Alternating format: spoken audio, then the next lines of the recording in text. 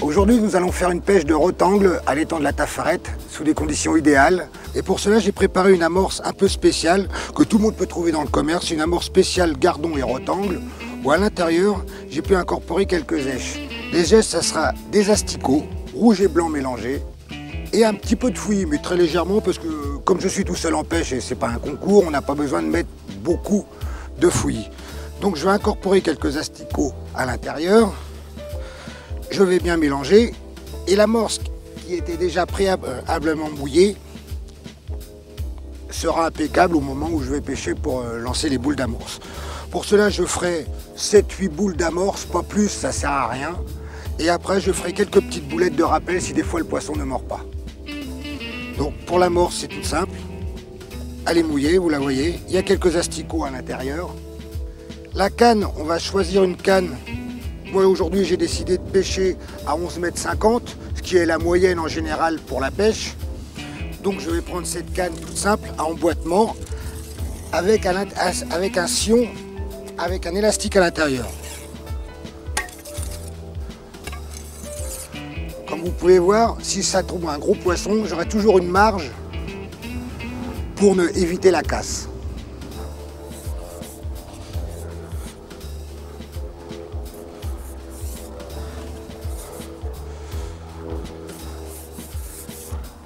Voilà.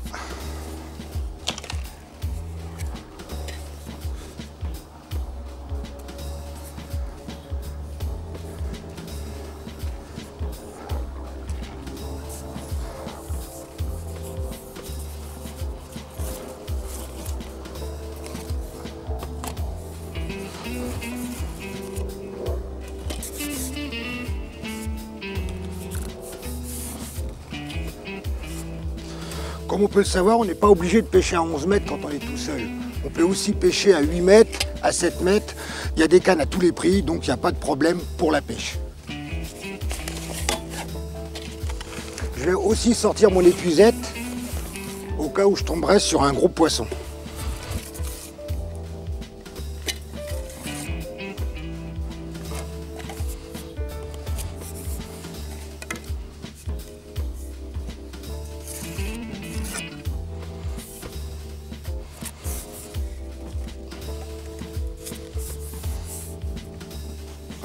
J'ai choisi une épuisette avec des mailles assez grosses de façon à ce que si le poisson se décroche dans l'épuisette, je puisse me permettre de sortir l'hameçon sans problème.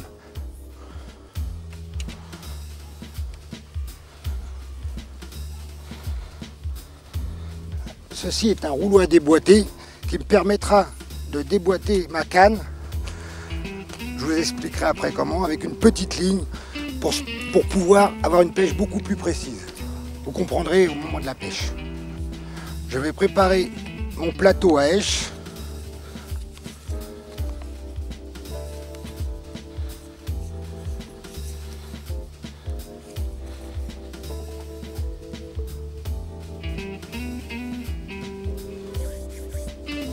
Où je vais mettre dessus mes asticots que j'ai mis aussi dans l'amorce de couleur blanche et rouge, aussi parfumés. On n'est pas obligé, mais on peut les parfumer quelquefois avec de la vanille, avec quelques produits qu'on peut trouver dans le commerce.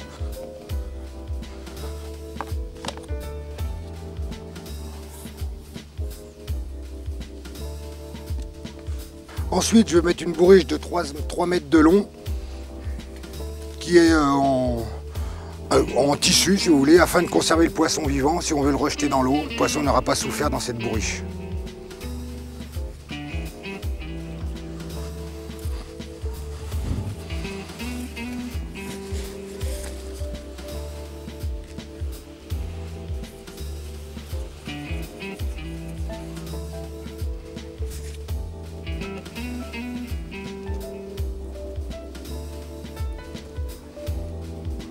Afin d'avoir préservé le confort du poisson, j'étale ma bourriche.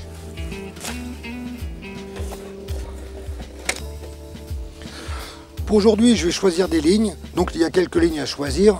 Pour cette pêche, il y a plusieurs sortes qu'on peut prendre. Suivant là, je sais que le fond fait à peu près 1,50 m. Donc je vais prendre une ligne assez légère en 0,40 et je vais vous montrer les lignes.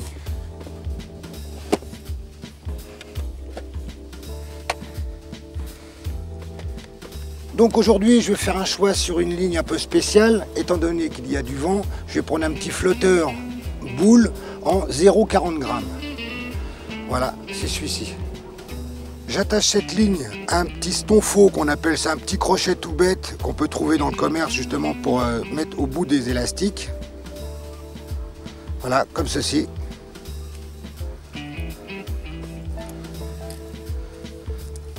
Et ensuite on déplie la ligne.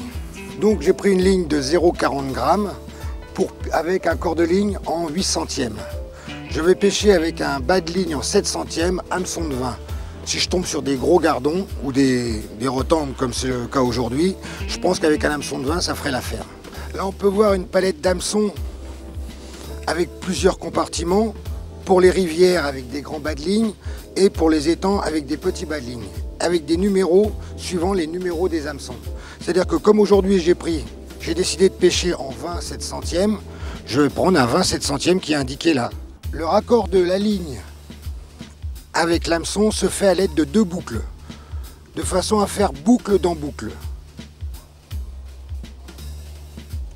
Voilà, la ligne est prête à pêcher, il me suffit de sonder maintenant. Donc maintenant je vais vous parler de ma caisse. C'est une caisse qui est largement robuste, où il faut faire très attention de bien la fixer, de bien la poser, qu'elle soit bien stable de façon à ne pas glisser dans l'eau. C'est l'ABC de tous les pêcheurs, mais c'est très important à le faire. Parce qu'on a beau vouloir prendre son temps, des fois c'est pas assez, il faut vraiment regarder. Vous voyez, elle est bien stable, elle ne bougera pas. Elle est parfaite.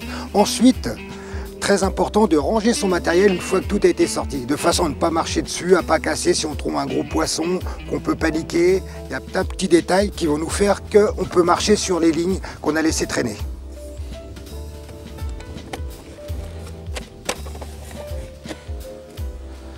Voilà, donc la canne va être positionnée tout à l'heure en partie de pêche.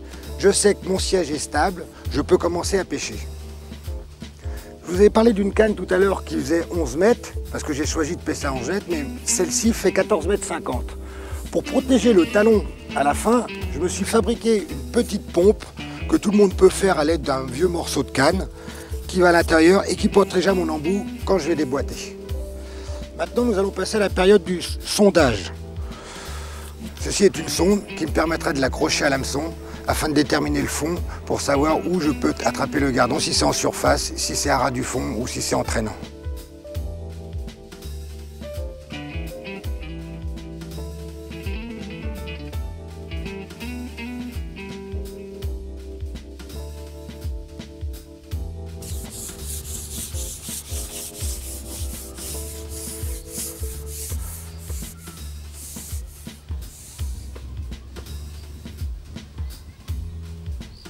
Là, on peut voir qu'il faut que je rajoute quelques plumes pour remonter le fond.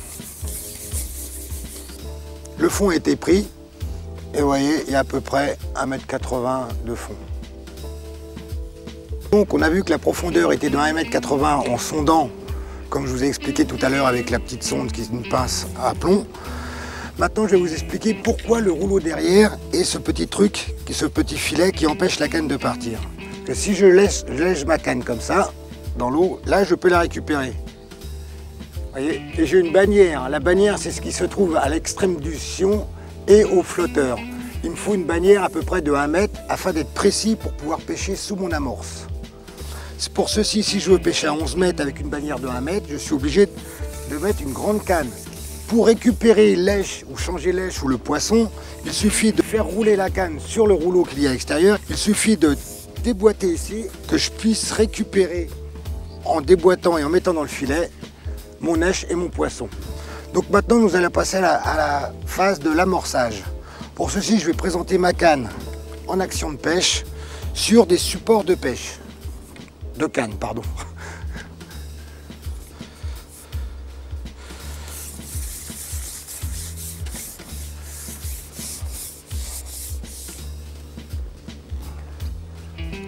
À partir de ce moment-là, je vais pouvoir amorcer au bout de mon sion et j'aurai toujours mon repère en mettant ma canne pour savoir où j'ai amorcé. Donc je vais prendre mon amorce que je vous ai montré tout à l'heure et je vais faire quelques boules.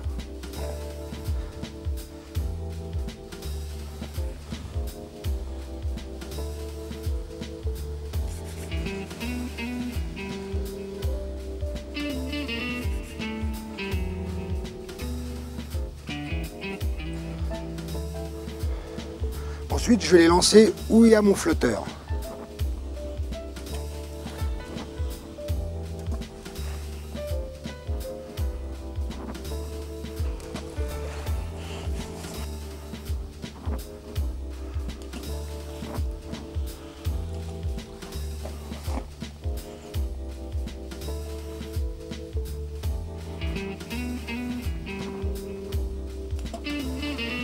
Très important, toujours garder un peu d'amorce pour le rappel. Le rappel, c'est au cas où le poisson aurait tout mangé l'amorce, balancer une petite boulette pour le rappeler pour qu'il puisse revenir sur le coup.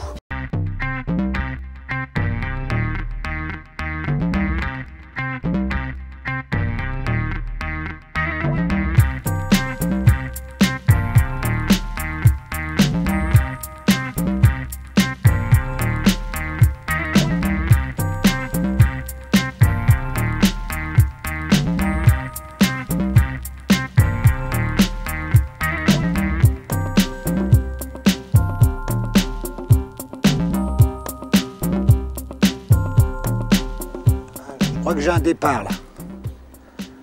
Effectivement, je pense que ça devrait être un rotangle, assez costaud d'ailleurs.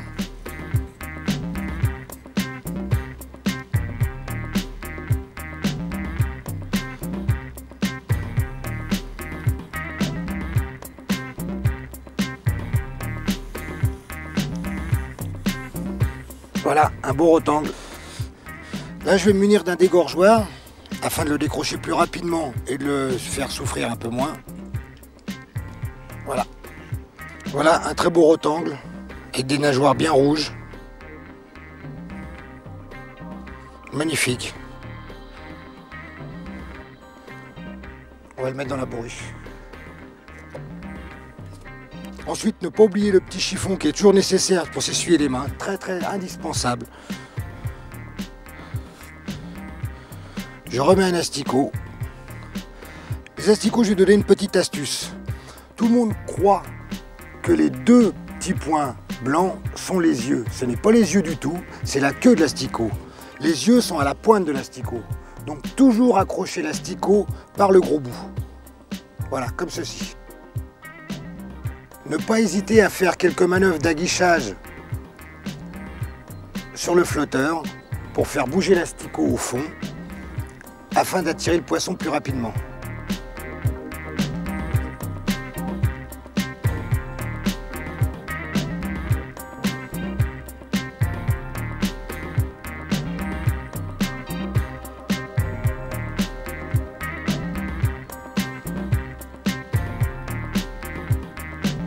Ah, peut-être un rotangle, mais alors beaucoup plus gros.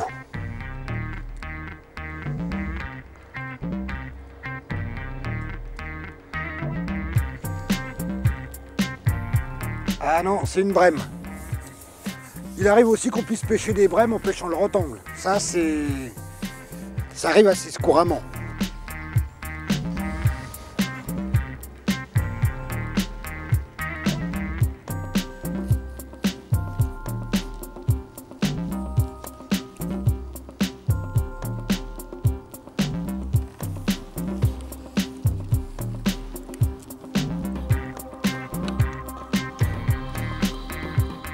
Ouais, une belle brème. Voilà.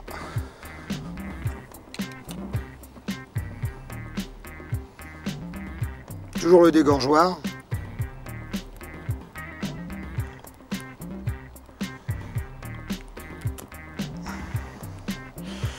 Voilà. Très joli poisson.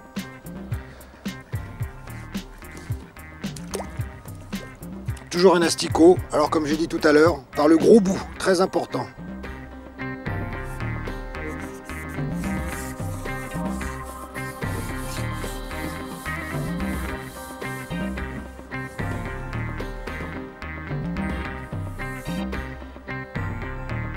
Au bout d'une petite heure de pêche, on peut toujours rappeler.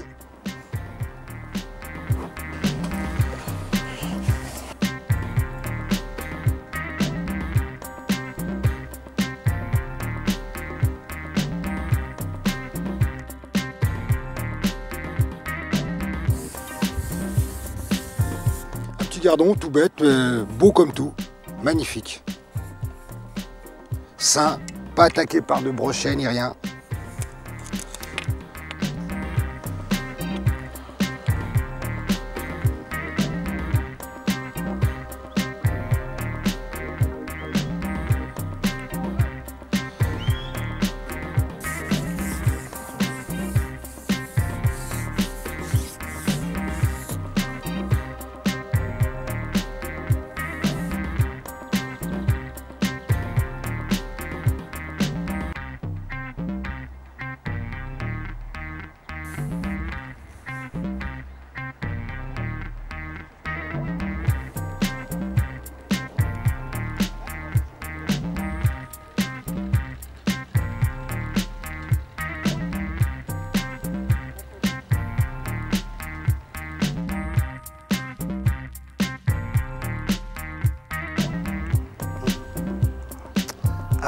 Encore un poisson.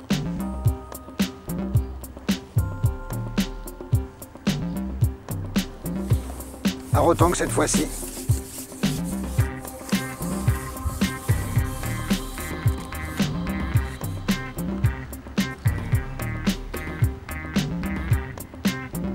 Un beau rotangle.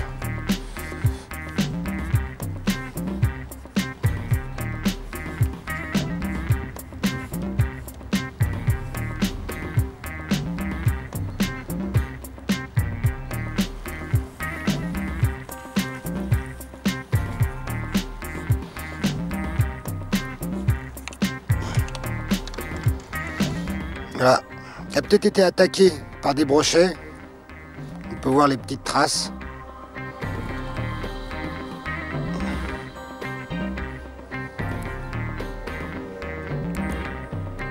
Voilà.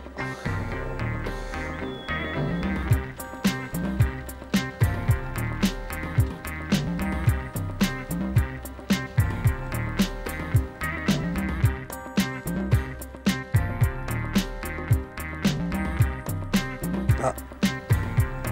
Encore un rotangle.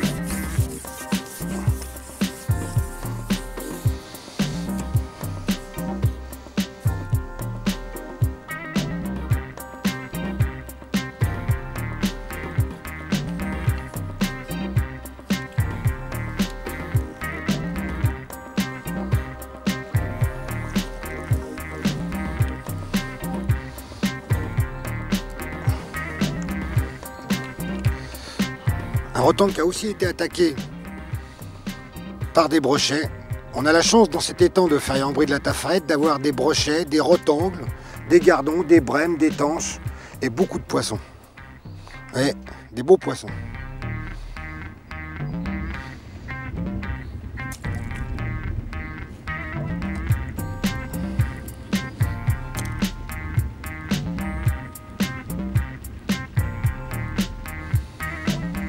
Petite astuce aussi pour les asticots, comment on peut les reconnaître s'ils sont bien frais ou pas bien frais.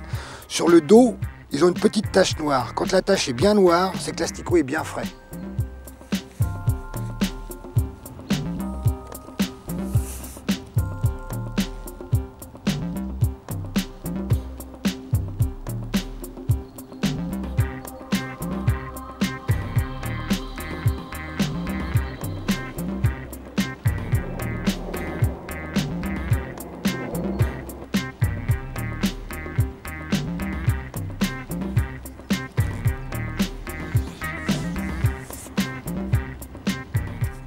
Voilà, je remballe et je vais vous montrer ma pêche. Une chose qui est nécessaire à la pêche, c'est de pratiquer le no-kill, c'est-à-dire de remettre le poisson dans l'eau afin que la prochaine personne puisse pêcher prenne autant de plaisir que moi à attraper du poisson.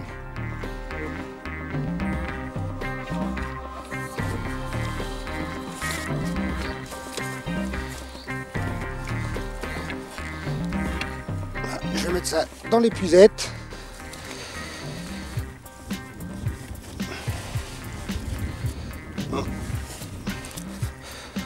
Voilà la partie de pêche. Petite pêche, mais très agréable quand même. 3 beaux rectangles, on était venu là pour ça.